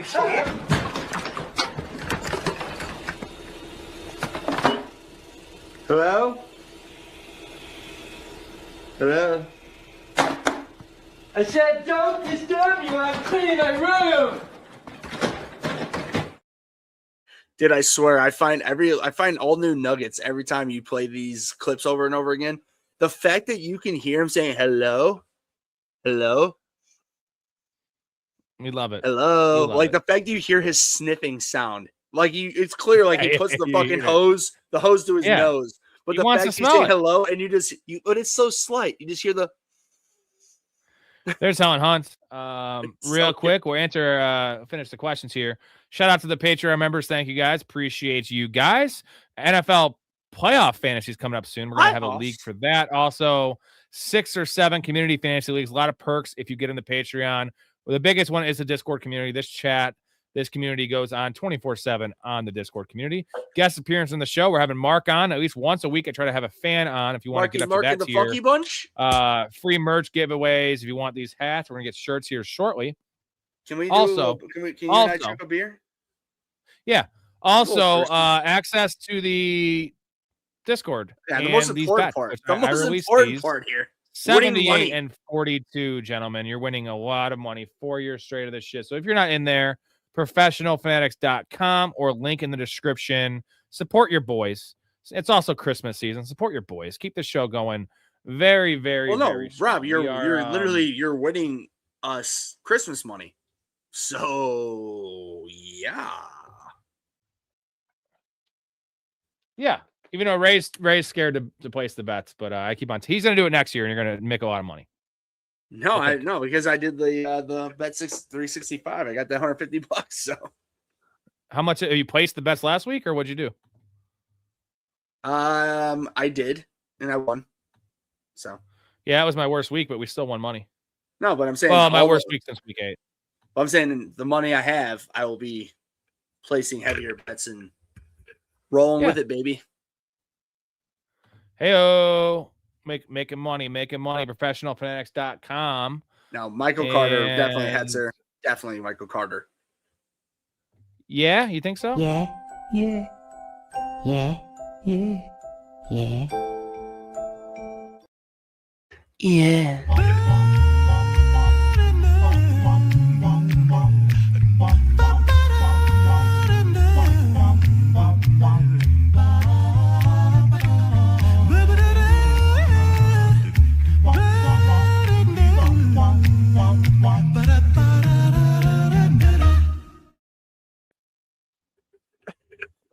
All right, Ray, check this. Here we go.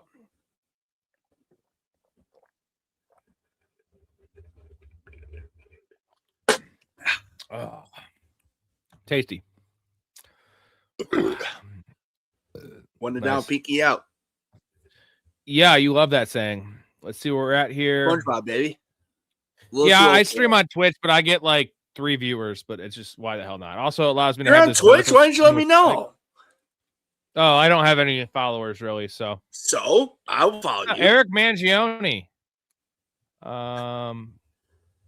Eric Mangione. DJ Moore is the only healthy receiver besides Zacchaeus that we're gonna have this week. It's not great. And your boy Devin Duvernay, who's a kick returner.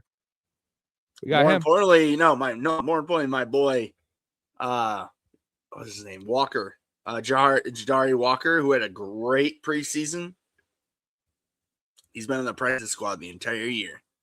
Maybe a guy to sprinkle in a parlay. Honestly, dude, I was literally you took the words out of my mouth. Like, I mean, me personally, I might just put a little sprinkle of because shit, dude. I'm actually curious now. Ray's jollies are getting tingled right now. Burrow bounce back game? ? Have either Joey B or Baker Mayfield. I'm going Joey B over Baker. Carolina's not the greatest matchup in the world, and Miami is just dead in the water. So, no, especially if T. Higgins comes back. Well, that is the answer, Rob. It's just the problem is that there's been a lot of people in the fantasy realms talking about Baker having a great week this week, and he could. I mean, they're playing Carolina. It's not like he couldn't. It's just Burrow's Burrow. He's better. Can't bench him. No. Can't bench him. Tyler Shucks, Stroud, or Purdy. I'm going Stroud here, man. I feel like it's going to be a slower paced game. That's exactly what Indy wants to do against Purdy. Tyler Shucks been playing well, but CJ Stroud has the fucking lowly Vegas Raiders, and that just seems like an easy indoor game. It just seems like a smash spot. Now, the upside's probably not as high with Stroud because how much is he going to have to throw? But I expect 2 or 3 touchdowns from CJ Stroud. You agree with that? Yes, sir. Got to stay positive, GT. You got to stay positive. Thank you for that donation there, brother. Tro and I dropped Corum after he played for Emmanuel Wilson just in case Jacobs misses. How is Emmanuel Wilson available? Because it's not just Josh Jacobs is probably out this week. He is fighting to play. He has not touched the practice field. He keeps on getting re-injured because they keep on playing him. I know that's a must-win game, but they have the edge. They can't afford to have him re-injured again after this game because then he would miss a couple games. So what would you put the chances, Ray, that Josh Jacobs misses? Is it 60-40 he misses? Is it 50-50? God. Honestly, I would say it's more 50-50. This is a must-win game.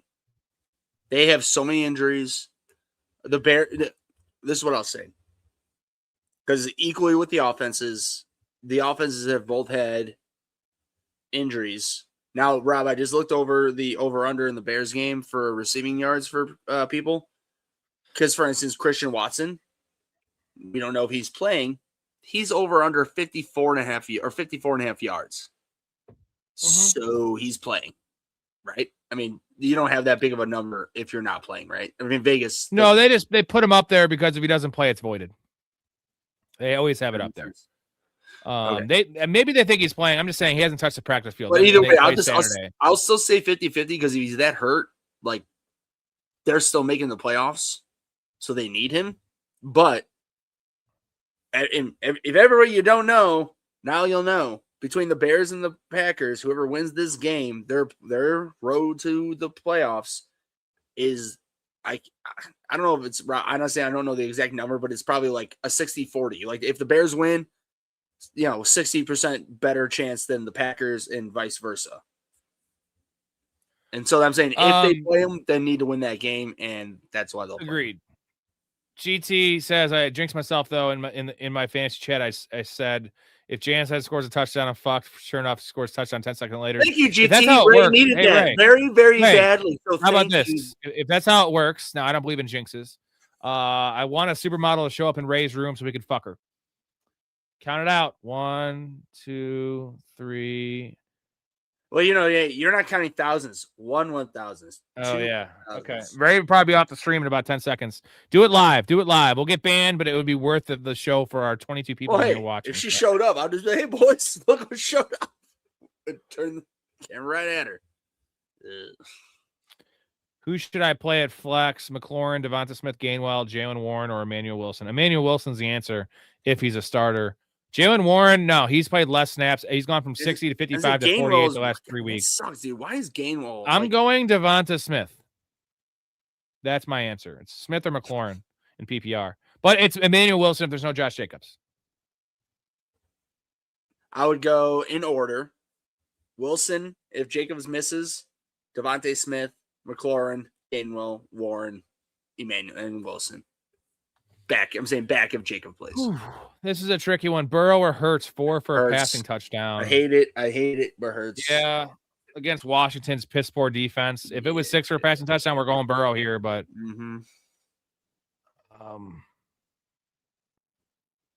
by the way, Rob, do you understand why about this hat?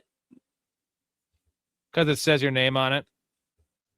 But it was funny because when they changed their name from Tampa Bay Devil Rays to Tampa Bay Rays, and no, this is literally the first year that I still have the hat. It was the greatest thing ever. Dude, I had to buy it. I could not buy it. It was just like, hey, Harvey or Hampton?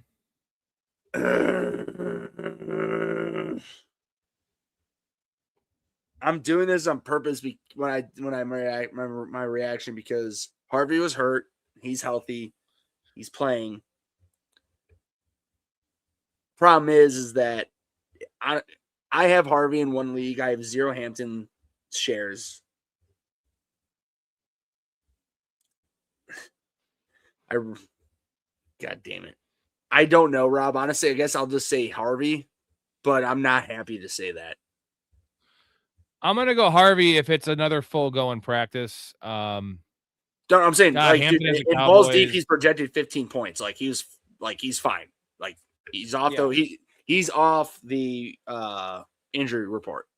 So I'm just letting you know on that end, he's good to go. With Bird and Adunze out, start DJ Moore over which receivers, general list of receivers. We can give you a range. So where would you rank DJ Moore with all those guys being out? I'd be comfortable in the mid-20s. Just give me 1 second. I'm always a visual person. I just want to see a list of people real quick. Can you give me that 1 second? I'm gonna go mid-20s. And we'll assume full PPR. Yeah, just because he's still out there a lot. So now he's gonna have more opportunity, but his snap share is not gonna go up. You know what I'm saying? It's not one of these guys who gets thrust into a bigger role. He just might have more of a target share.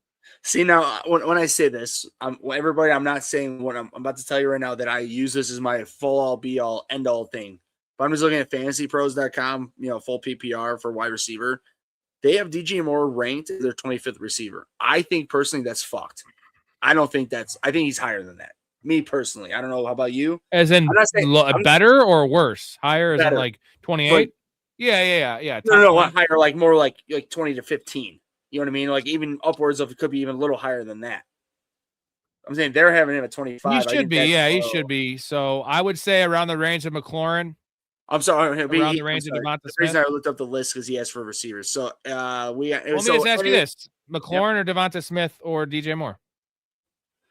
McLaurin, Devonta Smith, or DJ Moore?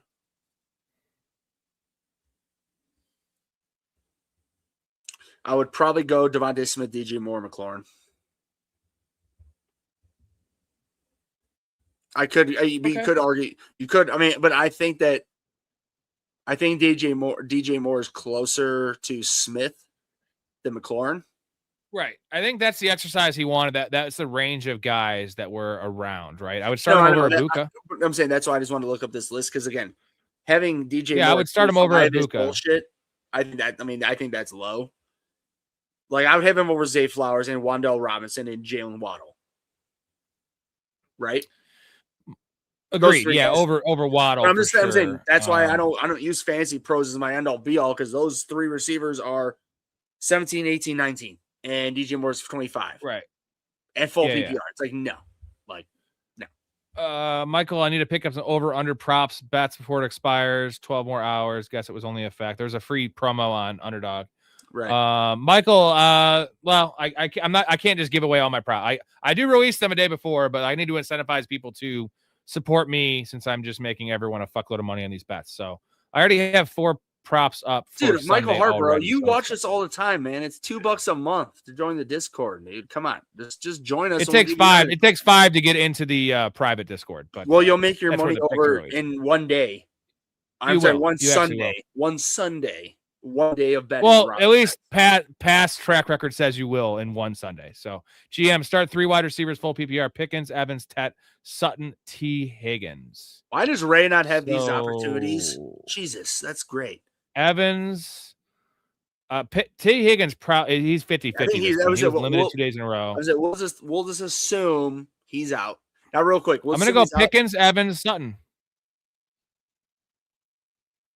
I think that's the play because those guys all have good matchups. Ted over Sutton, but probably not. I mean, like, you know what? Honestly, Rob, I would personally play Ted over Sutton because I have Sutton in XFL. He's very frustrating. He gets me 2 to 3 points. I understand Ted's the same thing, but Ted's just also way better talent. Like in the vacuum. You smell it. He is. But I'm with those are the 2 we're deciding. And then what if T. Higgins plays? You playing T. Higgins over Sutton and Tet? That's what I was asking you. Yes, I would play T. Higgins over those 2. Yeah, it would be Pickens, Evans, and T. Higgins.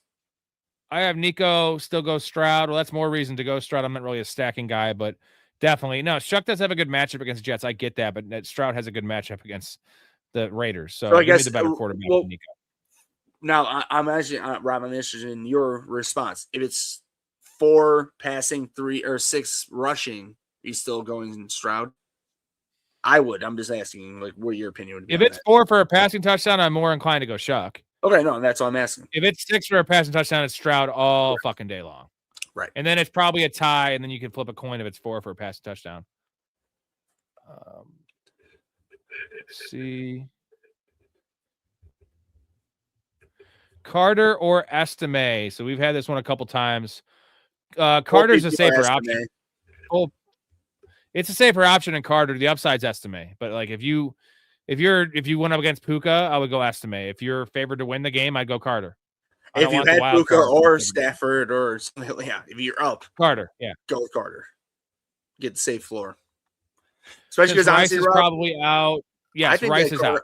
I think Carter would be a good sneaky play, anytime touchdown play this week, to be honest. Yeah, but it'll probably be at like plus 160. Which I know. I'm just saying, like, I know it's not that one. Yeah, you're never a plus. Rice is probably out. I would say, yeah, 80% out. Half PPR. Reed, Slayton, Dubs, Shakir. Man. Well, Rob, I called you about this earlier, and 2 of them were out for N.I. Mitchell, which was Slayton and Shakir. Yeah, the answer is Adonai Mitchell. If Adonai Mitchell's available, just pick him up. That's the answer. Well, because honestly, I think because GM, I called Rob earlier because I had Devontae Adams. He was out. I had him all year. He's fucking out this week, of course. And I have Khalil Shakir, and I'm in a 10-man half PPR league, so there's a lot of bench players available. Reed's the only one who wasn't available out of Slayton, Dubs, and Shakir. And Rob was very adamant, asking if Mitchell was available, and he's like, Ray, what are we fucking talking about? Fucking Mitchell. So that's what I did. And yeah, Mitchell's a play if you have to. If there's no Mitchell available, I guess if Reed's available, would you pick Reed over Mitchell? I would go Reed if Christian Watson was ruled out, but I think Christian Watson's going to play. You can still go Reed because he gets some rushing attempts. So Reed or Shakir is a very tough call. The other 2 guys I'm not going with. It's not Dubs. Mitchell's the answer. Yeah, Mitchell's the answer if he's available, GM. I hope some sort of news breaks about Jacobs prior to the inactive players being announced. 2 of my flex choices, McLaurin and Devontae, played during the early Saturday game. We should know maybe by tomorrow. If he doesn't practice tomorrow, I think he's not playing. Here's the thing, Tron, is that with these type of things, I don't know what your NFL team you're an actual fan of, but I'm a dire Bears fan. I'm going to tell you right now, these type of things, like with Jacobs, every single one of those beat writers are looking for the answer. They want the answer because that's how they'll make their name, their money, and et cetera, et cetera, et cetera. You will know because this is a fucking huge game. You will know very early. Like you'll know. I had to guess you'll know by noon tomorrow. Maybe not by noon, but 3:00 tomorrow. Like 4:00. I don't think he's playing, Ray. I think it's gamesmanship, man. Like, why tell the people he's not playing? He hasn't practiced. I know Josh Jacobs is a different breed of guy. He doesn't need to practice to play, but like this is early Rob, week, a short week. I think my gut feeling is going to be they will make him active and he'll play 10% of the snaps or 20% of the snaps. We always have that every year. The fantasy nightmare. I'm saying, unfortunately, everybody just to fuck you over in fantasy, and that's not why they're doing it. But it's just help. It would beat the Bears. But I'm just saying, in reality, that's what will end up happening. So, Rob, if he is active, are you playing him with no? Yeah, because I don't have other options, man. And he had the same situation last week. He still got a touchdown of 73 yards. But, I'll say this, and then I have him in 2 weeks. What do you have Wilson and Jacobs? And I'm saying they're saying, oh, he's healthy. So, I mean, you're going Jacobs. Still going Jacobs. I know that sucks. I agree. That's why I'm asking. It's a hard question. It sucks, but that's why I'm asking. Sven, they've been saying Dart has a target on his back since he's a running back first and takes off. Well, yeah, he's running first. He's not a running back. His name is Dart. Of course, he's got a target on his back. It's not that. It's his pretty boy persona. It's all that kind of shit. I feel like he's first off, he's only a pretty boy persona because he's beautiful looking. He's a fucking he's a deadhead bro. He is a badass. That's why him and that's why I think it was the whole Scatterbro. It was the Scatterbro thing. I think just New York quarterback. It kind of got in there, but whatever. He'll be fine. Fuck him. Yeah, Chase Brown, big week coming versus Miami. I would say so. I think Chase Brown's gonna have a big week. Miami's dead. They're dead in the water, man. They're so is the Bengals, but the Bengals know they have an overall better interior skill core, if that makes sense, compared to Miami, where Miami just basically needs to completely blow it up and start from scratch. The Bengals don't need to completely blow it up. They just need to make good, calculated changes. That means I'm saying that, which means for the Bengals to be able to still continue, because I need it. I have Jamar Chase. I need them to continue to move it along. Ed and I, Dowdle, Judkins, half PPR, Worthy, Ibuka. I'm gonna go half PPR. I'm gonna take the two running backs. Dowdle and Judkins are top of the list. I love Adonai. I'm not going Adonai. Worthy, I'm not fucking touching the Chiefs. Ibuka's 43.5 yards in Vegas right now, man. So I'm gonna go with the running backs. So Judkins 0.9 last week gives you a lot of confidence, huh? His workload does, and the Bills are just not great against the run. And I don't know. It's not confidence, but you can't trust Worthy. As much as I love Adonai Mitchell, that's a value. No, Worthy's not even questioning this answer. Like it's Worthy's easy out for me as well. Like Worthy's not in. And Ibuka's been awful, so I'm not going Ibuka, and I'm not going Worthy. And Adonai, I love Adonai, but it's not worth starting over a starting running back in half PPR. All it takes is a pass interference. Who are the Browns playing again? Bills. It's not great, but the Bills are struggle against the run. That's their biggest weakness, man. I'm going the two running backs in half PPR. It's kind of I would go Adonai Mitchell over Judkins, and I hate to fucking say that. Only reason you're higher on Adonai Mitchell than I am. Well, the only reason I'm saying that is because Judkins has had a pretty bad couple weeks, and on top of that, they're going against a way better team that he's a running back, like a first and second down running back, mostly. When the game gets out of hand, he ain't getting the ball. At least where most people would expect. Schultz, Strange, Loveland. Take Strange out of this discussion, and it comes down to Schultz or Loveland. That's real close, man. Ray, I think you're going to go Loveland. I will, but you go ahead and make me the argument for Schultz because I don't hate Schultz. The argument's Vegas is awful and the matchup's much better. And the you said no. That's why I asked you, because I already gave my arguments why I think Loveland's good. Everybody heard it first. Vegas, that's the answer. But yep. But I will say, two of Caleb's top receivers being out. I understand that Packers are a hard matchup, but don't be surprised if Loveland, again, I'm telling you, Don't be surprised he gives you, I said 80, 90 for a touchdown. Don't be surprised if he still gives you 70 for 70. There's 7 catches for 70 yards. And I think that would be better than Schultz, potentially. Now, against the Raiders, again, anything is possible when you go against the worst team in the league. So, all right. Ever buy a weapon at a flea market? Brass knuckles, throwing knives. Feel free to skip this one. I don't want to skip it.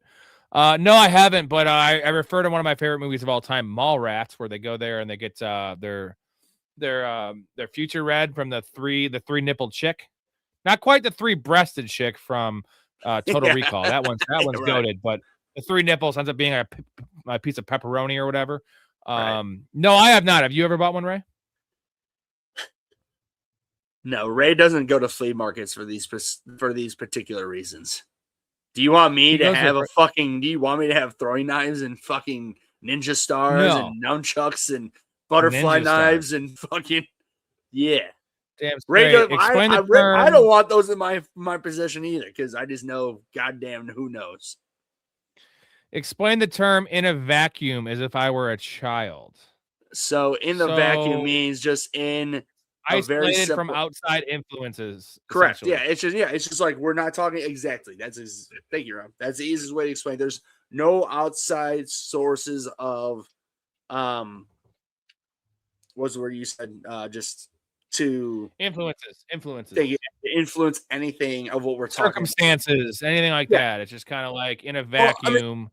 And honestly, when I say this, I'm not going to go deep or even very far into this, but it's the same shit with when people talk about politics. Obviously, one end of, people are on one end mostly, other people are on one end mostly, and there's some people in the middle. But unfortunately, where we're in the country, everything is pretty far at one end or the other.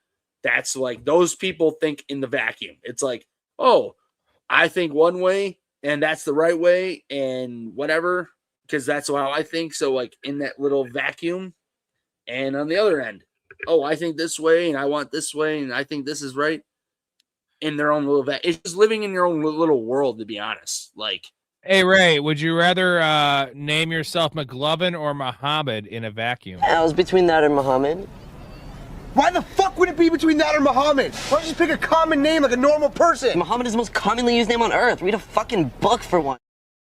You didn't even let me it wasn't even a vacuum. It was very quick. It's fucking McLovin.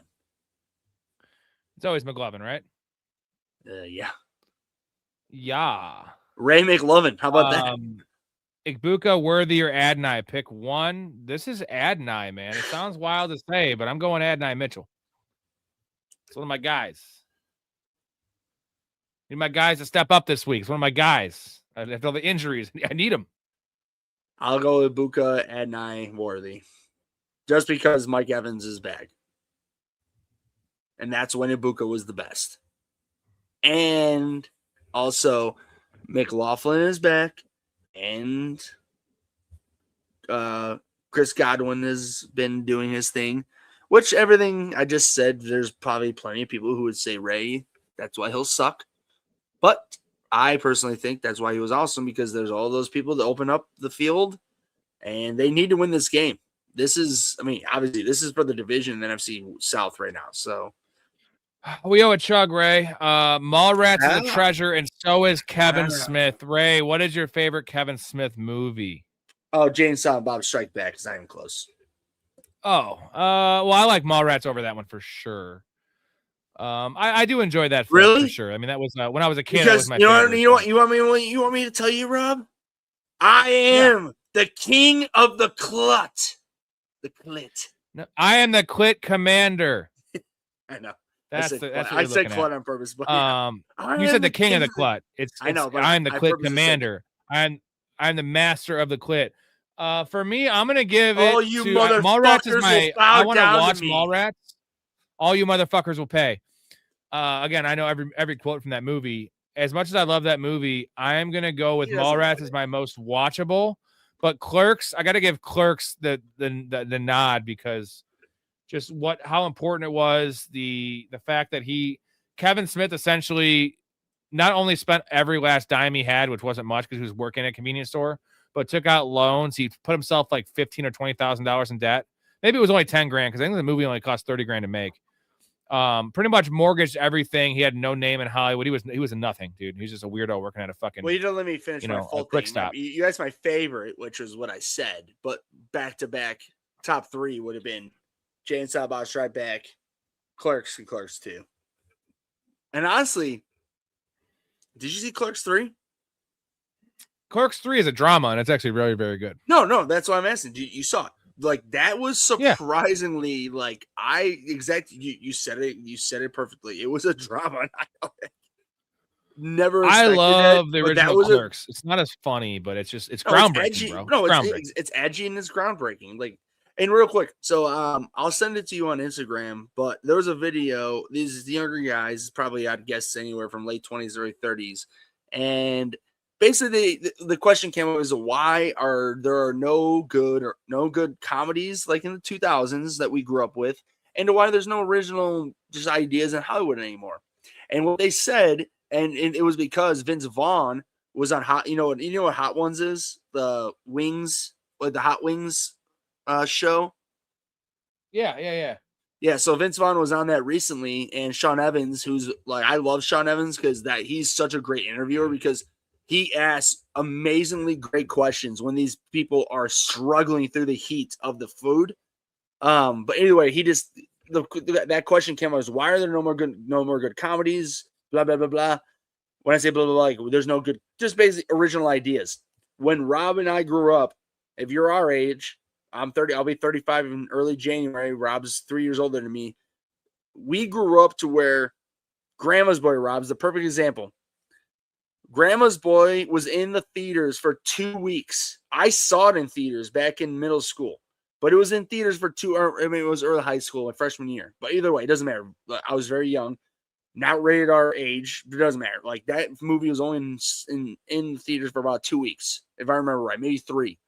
3 weeks. Everybody knows Grandma's Boy. That was a cult. That is a cult classic. It's one of the greatest comedies in the 2000s. But the main point is that, and when we grew up, Rob, if a movie bombed in the theaters, they can make their money up for DVD sales. Yeah, now you can't. There's no more of that. And what they explained was that these movie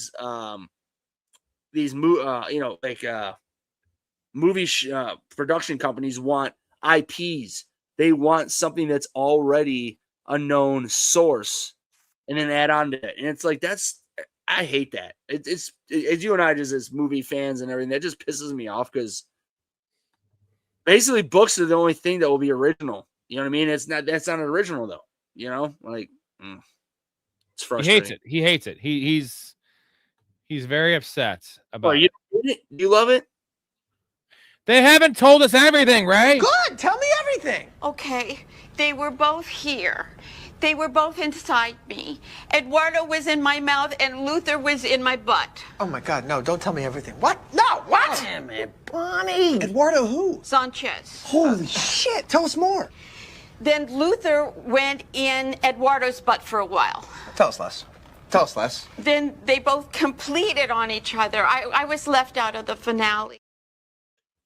Dude, literally. Harvey or Rico Dowdle. Man. I'm going Rico Harvey. Dowdle. Ooh.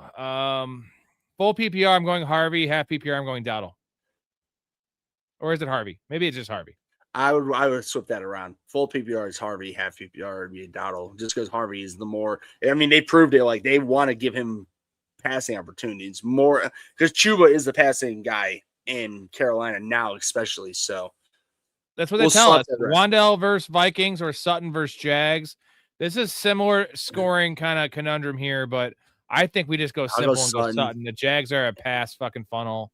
Right. Wandell's been struggling. He was only crushing. He had a couple of games with Dart, but he was really crushing with the Jameis Winston experience. Mm-hmm. So. No. He was and did crush it with that experience. Not anymore. 4 for a passing touchdown. Would you go Herbert or Purdy? So he's also stuck between Hampton and Harvey, and the quarterback pick would be the tiebreaker. Opponent has Ladd. So I'm probably going to go Herbert against the Cowboys defense. Just because I have more faith in the Cowboys putting up points. With his health? Really? Yeah, but he's been playing through it. I mean, I don't give a shit. He's playing through it. How many points is Indianapolis going to put up, dude? You know what I mean? Like, that's how much is pretty good throw. I'm sorry, that's the more fair argument than just overall in the vacuum, everybody. Like, yeah, no, that's a more pertinent, honestly, like a very strong opinion. Like Purdy's a safer play. He's a safer play. He's healthy. That's a safer play.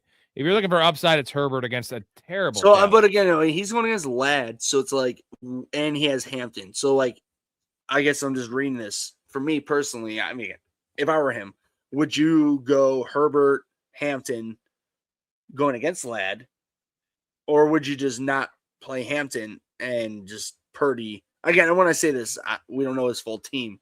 And by the way, GM, I'm not saying for you to do this full blown. I'm just more talking out loud. But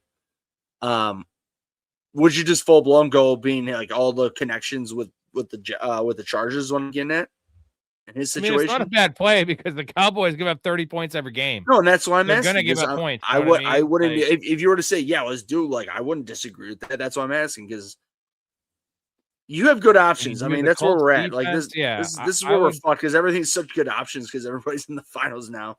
If we're worried about Herbert's injury, we just saw the first game after the injury against the Eagles. He had 50 yards rushing. You know what I mean? So it's like, I think Purdy will never get 50 yards rushing. I promise you that. So we're going to go Herbert. We're going to go Herbert. I can agree with that. Yeah. Now we've talked it out Clerks more. Was 12K. Good call. Yeah, Clerks was 12K. I think he took a $10,000 loan out and then had like $2,000 of. Dude, it was in black and white. That's all we all need to understand with the budget. That's one of the great parts about the movie, though. Oh, I black agree. I'm not saying that's why it's bad. I'm just saying that's a obvious, like, the budget. Budget was low. $15, little man. Put that shit in my hand. If that money doesn't show, then you owe me. Hey, jungle love. Rob. Oh. I'm gonna put you this. No. Hey, you got a nickel bag? $15, little man. Put that shit in my hand. If that money doesn't show, then you owe me, yo. My jungle love. Morris Day in the motherfucking time, man. What's your all's parlays this week? I don't really do a lot of parlays. I do give out 6 or 7 plays. No, Rob does not do parlays. No, I do when I get boost. If I get boost, I do parlay. No, I'm saying, but what you tell us, like in the chat and your bets. Yeah, don't parlay. Do single bets. Untitled, if you're interested in getting down to the picks, here we go, man. We are 78-42 this year. So if you want some I do player props only for your record. So professionalfanatics.com. If you want to make some money, well, by the way, dude, I told you picks the day before the game, but my buddy Steve is in this, and his brother was asking your bets, and he's like, dude, just fucking join it yourself. And he did, and that was 2 weeks ago. But he clearly doesn't watch this fucking podcast or even look at the Discord, except what you put out, because he put it all in a parlay, and he lost. And his brother bitched at him about it. He's like, you're a fucking idiot. He doesn't tell you to do it all in a parlay, you idiot. He bets it individually. If you bet individually, no, you can do all individuals, and then you can do like $1 on the parlay or something. You know what I'm saying? Like, 1% on the parlay. Right. You're right about that. But what I'm saying is, my buddy's brother didn't take it as that.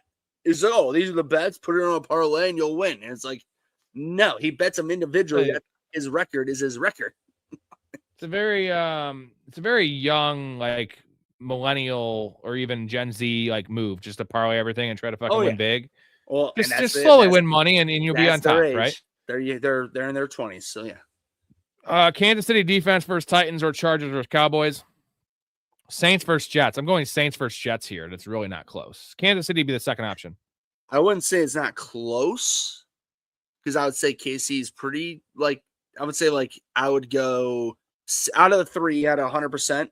Saints would be 50, and then KC would be like 30, and then probably a little more than that, and then Chargers would be By the way, it's Saints, and if you really don't feel comfortable doing that, it's KC, but without Mahomes and Rice and et cetera. It's Untitled says parlays are so much better. I got an 8-leg parlay that could bring me from $10 to $80. You have to hit 8 legs to get 8 times your money. No, there's a reason. Actually, the odds, Storey breaks it down very well. The actual odds don't correlate to what you're getting paid. So if you have an 8-leg parlay, I know you're doing alternate lines. Here's the problem with alternate lines, dude, and why they want you to do parlays is players get hurt. All it takes is one player to get hurt, and then you automatically lose your parlay. Like 8-leg parlays, I never do those, dude. Never. Alternate lines, that's silly stuff, bro. Silly stuff. Only do small sprinkles on parlays. I like doing first touchdown scorers. You can do a 3-legger and bet $10 to win $3,000. Those are the ones to do if you want to go down that road. But $80 is not a big payout. So 10 for 80. No, that's just you're just wasting money. Rob, what you really need, man. Well, no, Rob, why didn't you just tell him what you told me? You're literally you're the reason that Vegas does what they do. You're just giving them your money. They feed off of people like you. Yeah, that's why every boost they offer is a parlay boost because they want you to bet parlays. And if plus, you're disciplined, you could be fine with them, but just and Rob too. Like I know you said the main thing is injuries, which is correct, but it also just takes one guy, no injuries, just one guy to have a bad week. That happens all the fucking time. And then just the injury thing is just a cherry on top that they have because I think injuries is more prevalent, unfortunately, now working the current NFL than just bad weeks, but they're equally as just bad factors. There were parlays are just.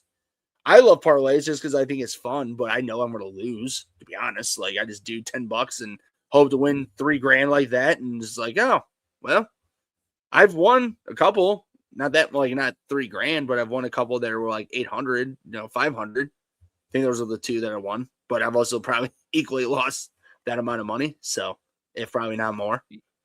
Yeah. The only reason I keep on doing it is I hit an $1,800 one week one, and then I hit a couple other like 900s this year, so like I only do $10 max.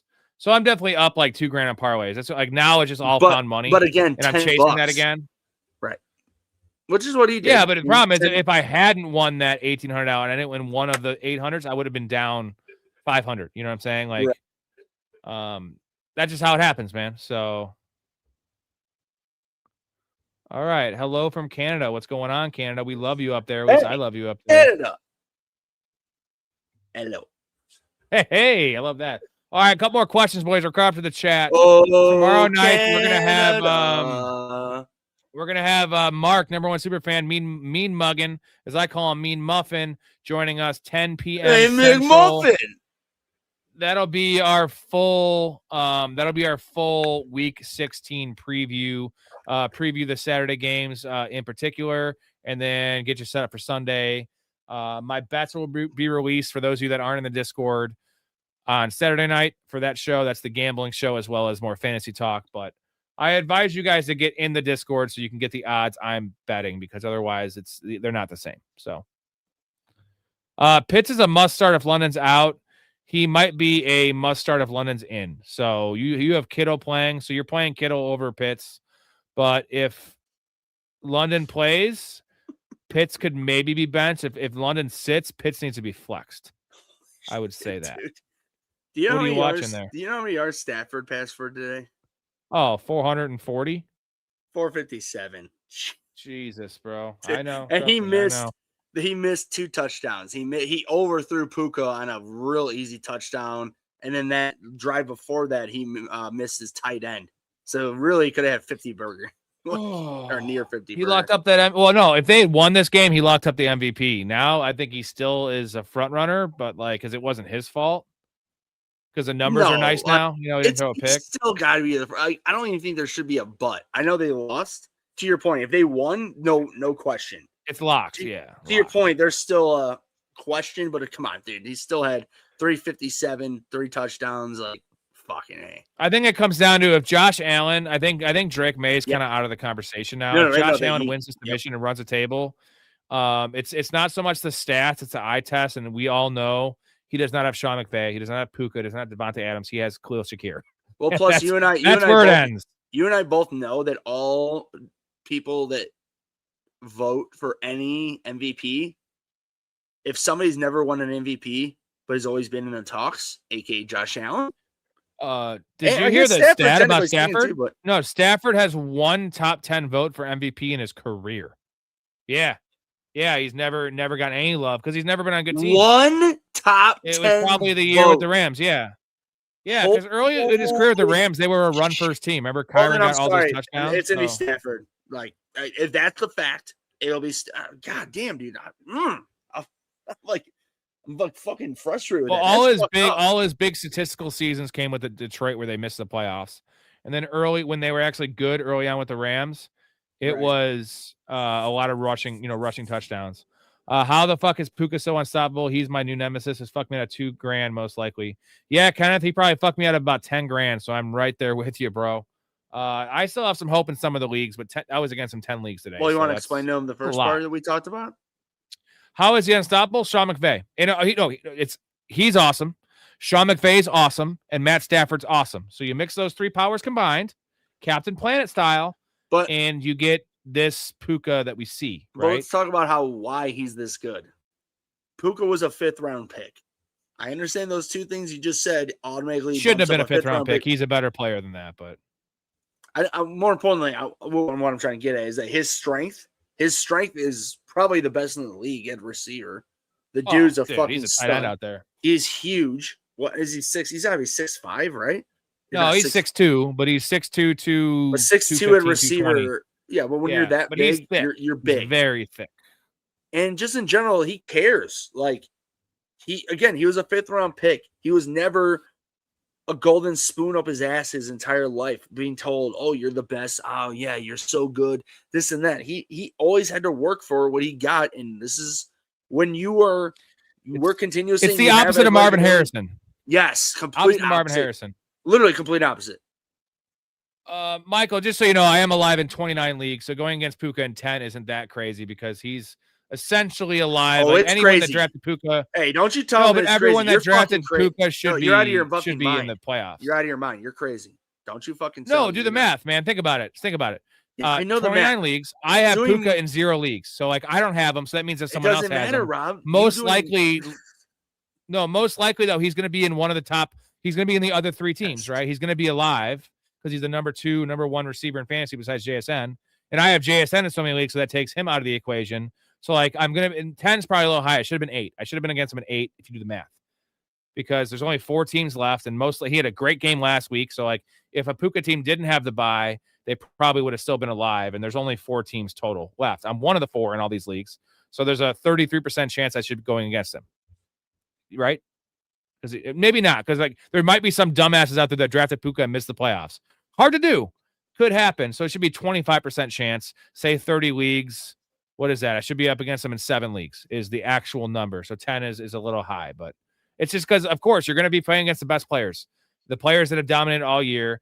Like JSN, a lot of people are against JSN. A lot of people are going to be against Matt Stafford. A lot of people are going to be against Jahmyr Gibbs, right? Jonathan Taylor. Dude, Michael Wilson is a hot pickup. I can't believe that JSN had 0 points at half, and he got me 23.5. Yeah, well, the game opened up, man. If Rasheed plays, bench 1, Terry, Zay, Rasheed, Pickens, Tats. Well, Rasheed's probably not playing, so we can answer the question for you. We'll assume he's playing. I would bench probably it's Terry, Zay, or Tat. I would go one of the first 2. And if you're asking me one, Terry. Zay's flying high right now. Mm-hmm. All right, we'll answer a few more questions. Any last thoughts, Ray? I'm gonna play a clip real quick so I can catch my breath.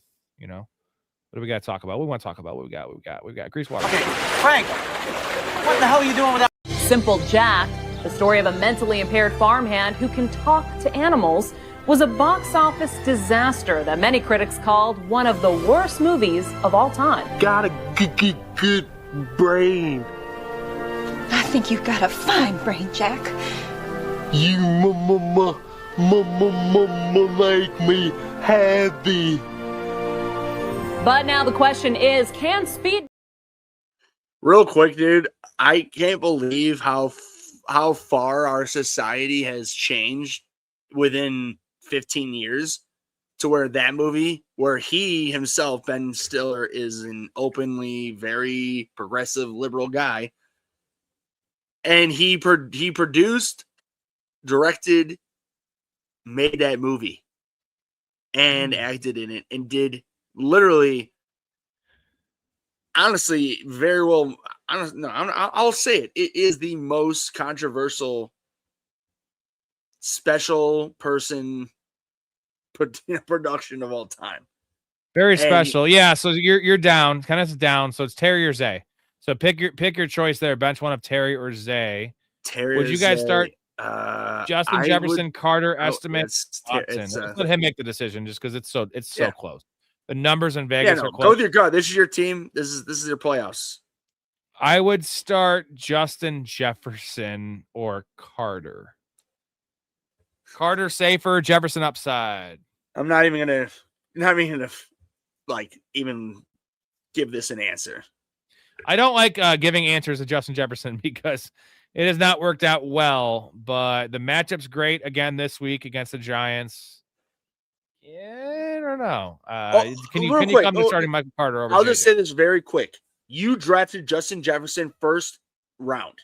These other three guys, there's 0% chance unless Christian Watson that you drafted 10 rounds, 10th round and later. I'm not doing it. I'm sorry. At me later, at me tomorrow, on Sunday or Monday, after JJ doesn't do anything. Justin Jefferson right now, still after this horrible performance in his career, is still a top 10 right now overall receiver ever. I would put him that high. Start of his career ever, yeah. The start of his career. He's got to finish it off, but it's not his fault. Is the point? It's not his fault. It's not your fault. It's not your fault. Hey, it's not your fault. I know. It's not your fault. That is Tropic Thunder, Kenneth. All right, guys. Great show. Sorry, my energy was low. I just got butt fucked hard by Puka in a million leagues. So better days ahead. And tomorrow, 10 p.m. Central with Big Ray, with Superfan Mark. By the way, if you want to be sitting in Big Ray's seat, in Mark's seat, you want to be a guest on the show, join the Patreon. ProfessionalFanatics.com, gentlemen. If you watch the show, if you like the show, Christmas time, if you want to support me, we don't stop once football is over, guys. We go at least 3 or 4 nights a week on some football conversation, some random conversation. We talk about Tropic Thunder. About to get way more interesting after the football season. That's awesome. Yeah, a bunch of good stuff. Shout out to the Patreon members currently. Appreciate all you guys. Also join the Discord chat. That's the goal there. Get access to these bets, boys. We still gonna go through the playoffs with these bets. My goal is 66%. We are at 64% right now. I will get up to 66%. You can be part of that for the end of the year, and then it won't stop. It won't stop next year. I lost my my earbud here, Ray, so I'm not gonna be able to hear you. He can't hear me. So, I can say whatever I want. All right, that's it, Ray. So say goodbye to the people, and we appreciate you. Everybody, love the chat, love the support, and we will see you guys tomorrow. Rob, love you, man. Thank you, Ray. You're the man. Thank you, Chad. Thank you for those who super chatted me. I got 6 supers tonight. I appreciate you guys. And we'll see you tomorrow night, 10 p.m. Central. Get you all ready for week 16. When in doubt, shocker out, baby. Stay positive. Love your life. Respect each other. Love you, Rob. We're out.